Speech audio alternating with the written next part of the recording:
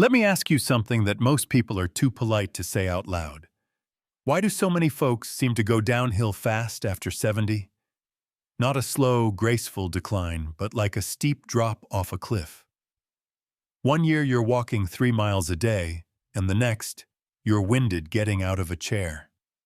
You've seen it. Maybe even felt it. But why does it happen? The truth is, it's not just age. It's not some invisible clock that strikes midnight on your 70th birthday and suddenly, poof, you're fragile. No. What really happens is a slow buildup of small mistakes, beliefs, and habits that quietly chip away at your strength, your independence, and your spark. Think of it like this. Your body is a bank account. Every healthy choice is a deposit. Every ignored symptom, skipped walk, or processed meal is a withdrawal. By the time most people reach 70, the account is running low. And if you're not careful, that balance hits zero faster than anyone expects. One of the biggest culprits? People start shrinking their lives, literally. The moment they retire, they move less. They talk to fewer people. They challenge their brains less. And all of that has a cost. Muscles shrink, bones weaken, connections fray, memory dulls, and that vibrant, curious person becomes someone they barely recognize. You might have noticed this in friends or even yourself. It starts innocently enough. You skip the gym for a week. You stop going out when the weather gets bad. Then you say no to lunch with a friend because it just feels like too much effort. Before long, the world outside your door feels far away, and your body starts believing you don't need it anymore. But here's the twist most people miss. 70 isn't the beginning of the end. It can be the beginning of your second prime, if you know what to change. There's a reason why some people live to 100 and beyond, with sharp minds and strong legs. And no, it's not luck. It's not just good genes either. It's 6 key habits that turn the aging process on its head. Before we get to those secrets, we need to name one hard truth. Most seniors don't die because their bodies give out. They die because their routines do. Because once you stop using something, your balance, your memory, your voice, your curiosity, you start losing it. And unlike in your 40s or 50s, the body doesn't bounce back as quickly. So what's the first silent killer after 70? Isolation. Loneliness isn't just sad, it's deadly. Studies show it increases your risk of heart disease, dementia, and early death. And yet, so many seniors live alone, eat alone, and go days without meaningful conversation. You might think you're doing fine, but your body feels the emptiness. Your brain starts dimming the lights. Second, inactivity. Not moving enough shrinks your muscles and shortens your life. And no, walking to the mailbox doesn't count. The human body, even at 70 or 80, craves motion. Without it, blood flow slows, digestion weakens, joints stiffen, and your balance, your literal ability to stand tall, begins to vanish. Third is medication overload. As people age, doctors often stack pill after pill, one for blood pressure, one for cholesterol, another for sleep, another to offset the side effects of the others. It becomes a chemical soup, and most don't question it. But those combinations can sap energy, dull mental clarity, and sometimes cause more harm than good. The fourth reason: people stop learning. The brain is a muscle. If you stop stretching it, it tightens up. If you stop feeding it new challenges, it slows. Reading new books, picking up new skills, or even learning how to use new technology keeps your brain young. Most folks don't realize memory loss isn't always inevitable. Sometimes it's just boredom. Fifth, they stop dreaming. Seriously, ask a 20-year-old what they want to do next. They'll give you a list. Ask most 70-year-olds. They'll say, I'm just taking it day by day. But the mind needs a future, a goal, a reason to wake up excited. When you stop planning ahead, your body starts giving up early. And finally, diet. Not just calories or carbs, but nourishment. Seniors often eat less, but they also eat worse. Processed foods, too much sugar, and not enough protein or fiber. Nutrition becomes an afterthought when it should be front and center. What you feed your cells determines whether they repair or decay. So now we've laid it bare. These are the quiet destroyers of senior health. Not just time itself, but what we do with it. But here's the good news. You can flip the script. It's never too late to start rebuilding. The human body has a remarkable capacity for healing, even in your 70s, 80s, or 90s. Let's dive into the 6 secrets that help people not just live longer, but live well beyond 100 with a clear mind, strong body, and full heart. These aren't fads or trends. These are patterns seen again and again in the lives of people who thrive in their later years. The first secret is movement. Not just exercise, movement. There's a difference. Exercise sounds like going to the gym, lifting weights, counting reps. Movement means walking to the store instead of driving, gardening, stretching when you wake up, dancing in your kitchen when no one's watching. People who move naturally throughout the day, not just in a 30-minute slot, stay more agile, keep better balance, and maintain stronger bones. Think of your joints like hinges. Use them, and they stay smooth. Stop using them, and they rust. The second secret is purpose. Every centenarian in those blue zones, places where people live the longest, wakes up with a reason. It might be a garden to tend, a grandchild to help raise, a community to serve, or a puzzle to solve. When you have purpose, you don't wake up with dread. You wake up with direction. That energy carries your body through the day. Your mind sharpens to meet the challenge. Purpose is the best free medicine there is. The third secret? Connection. Human beings are wired for community. As we age, our circle often gets smaller. Friends pass, families move, routines shift. But people who make the effort to keep meaningful relationships, weekly phone calls, monthly game nights, even just chatting with neighbors, are happier, less stressed, and live longer. Loneliness causes inflammation. Love, laughter, and companionship do the opposite. They heal. The fourth secret is food, but not in the way most diets tell you. The people who live to 100 don't eat out of plastic wrappers. They don't skip meals or drink sugary sodas with every lunch. They eat real food, mostly plants, colorful vegetables, healthy fats, and modest portions. They don't starve themselves, but they also don't stuff themselves. And many of them follow something called hara hachi bu, a Japanese habit of eating until you're about 80% full. Turns out, your stomach and your cells both appreciate moderation. Now, the fifth secret may surprise you. It's adaptability. The ability to adjust when life throws a curveball. Most people don't make it to 100 without some storms. Grief, health scares, financial changes. But the ones who do, they bend. They don't break.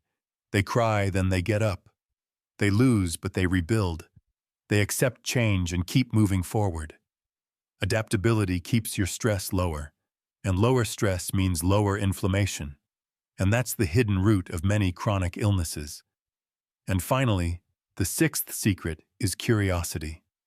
Yes, curiosity. People who stay curious stay young.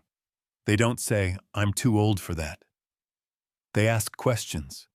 They try new things. They're not afraid to be beginners again. Whether it's learning how to paint, picking up a new instrument, exploring a new hiking trail, or figuring out how to use a tablet. Curiosity keeps the mind awake and the soul alive. A curious mind doesn't grow stale, it grows sharper. So let's recap for a second. The 6 secrets to a long, vibrant life beyond 100 are movement, purpose, connection, food, adaptability, and curiosity. No pills, no expensive memberships, just habits, just choices, just small daily decisions that compound into something extraordinary over time. Now here's the part no one tells you. It's not about being perfect. People who live the longest don't count calories or live in the gym. They don't worry about every little thing. What they do is consistent, joyful effort. They live with intention. They take care of their bodies and minds the same way you might care for a garden. A little water every day. A little sunlight. Some pruning when necessary. And patience. And when things go wrong, because sometimes they will, they forgive themselves. They rest. Then they get up again. Resilience isn't just physical, it's emotional too. You're going to have tough days. You're going to miss a walk, eat something you shouldn't, or feel low. That doesn't end the story. It just makes you human. What matters is that you don't stay down for long. One more thing. Living to 100 isn't about chasing a number. It's about what that number gives you. More time with family. More sunrises. More laughs. More chances to say, I love you. To forgive. To heal. To dance, to play. To remember. And to make new memories. Longevity isn't the goal. A full, meaningful life is. So if you're sitting there wondering if it's too late to start, let me be clear. It's not. Today is not too late. Tomorrow isn't either. Your body is listening. Your mind is waiting. And your story isn't over. So where do you begin? With all the noise out there, it's easy to feel overwhelmed. But remember, the people who live past 100 don't follow complicated routines. They focus on what feels natural. They stack small wins.